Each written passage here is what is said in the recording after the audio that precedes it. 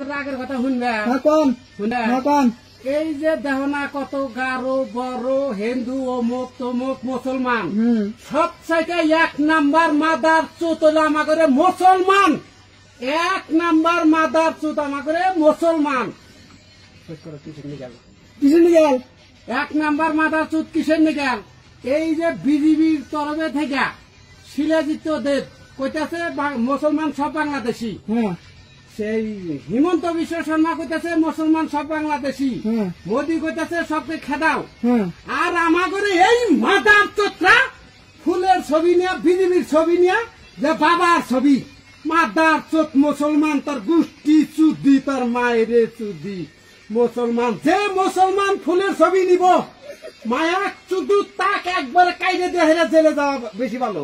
যে মাদার চোত মুসলমান ফুলের ছবি নিব তাকে একবার 2 টুকরা করে দাও। তার মাদার চোত মুসলমান। মুসলমান যদি এক হইতো হিমন্ত বিশ্ব শর্মা শিলাজিৎ দেব একবারে মুখ বন্ধ হয়ে গেত গা।